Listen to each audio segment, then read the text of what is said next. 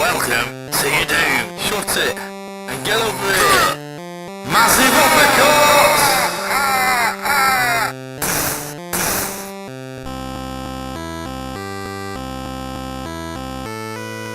Hello and welcome to another edition of the JabJab Show.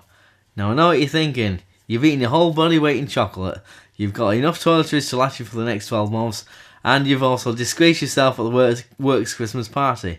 Christmas is officially over. No, well, I'm here to say it's not, because here's my review.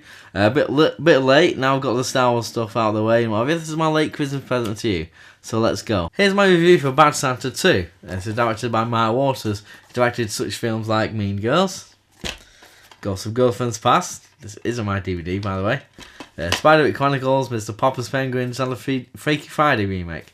The cast include returning actors like Billy Bob Thornton, Tony Cox and Brett Kelly. New actors include Kathy Bates and Christina Hendricks. So the story is set several years after the events of the first film. Willie Soak, or Bad Santa, again played by Billy Bob Thornton, he gets involved with Marcus again played by Tony Cox. And they come up with a scheme. There's a scheme going that they have to rob a charity on Christmas Eve, a big charity and what have you. So they're planning to do that, but there's a condition that Marcus tells them, and the condition is there's going to be a third person in their team. And that third person is Bad Santa's mum. So I'd say I'm not really a fan of the kind of wholesome, low-budget TV movie of the week style Christmas films that seem to, spring up on the TV in the UK, TV channels that devote to them. They're on all day kind of thing. These things like Hallmark Channel things and True Christmas movie. They got actors like Luke Perry or Danica McKellar, who's like Winnie in Wonder Years. Actors like that in these things. Well, they're just mild peril. People laughing around fireplaces. You've got Big Father Christmas in there. And there's, races, quite comical, I say inverted commas, like races to get the family together. And there's like people getting married under the mistletoe or something like that. No, I'm more into kind of the edgier ones like Gremlins or last year's Krampus. Or films that not about Christmas, but they're set at Christmas, like Die Hard and whatever. So when a film like Bad Santa comes along, then it's a really good antidote to it all. And I feel it continues with a sequel coming 13 years after the original. I mean, that film was directed by Terry Zwigoff.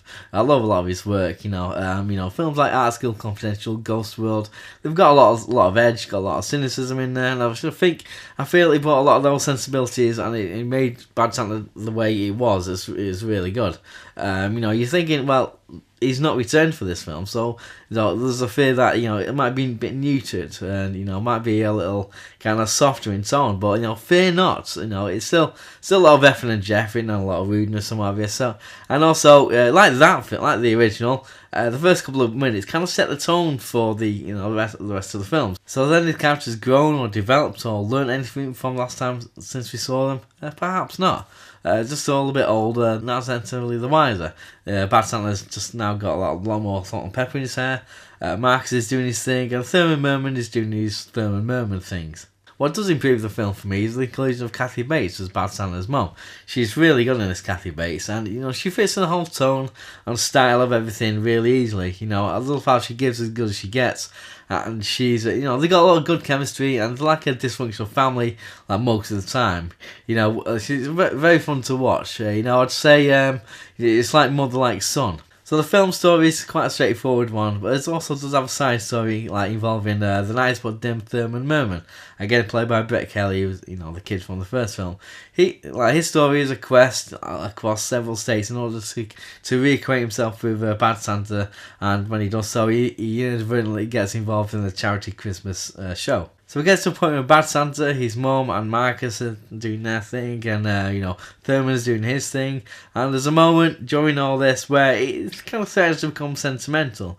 I don't want to spoil anything for you, but that moment passes and then it's just business as usual. Also, I've got to say there's been a level of distrust being developed between the three of them leading up to the robbery. So when certain things transpire, towards the end, it kind of did surprise him, which is a good thing. Probably making the argument that the shock value is gone now. If I'm going to swear with Santa saying and doing what he's saying and doing, but I still liked it. There's a lot of fun. There's a lot of really funny standout moments for me, anyway. You know, you get used to the camaraderie between all the characters, a lot of swearing and whatever. It kind of becomes natural, and nothing seems kind of out of character. So that's a good thing, I guess, for me. So that was my opinions. What's yours? And yours and yours and yours. Just let me know down below in the comment section. Also, just let me know what's your favourite Christmas film. And what presents did you get for Christmas as well? Anything film related. Just let me know all down there. I know. Okay. So like, subscribe, comment, and tell your friends and everything.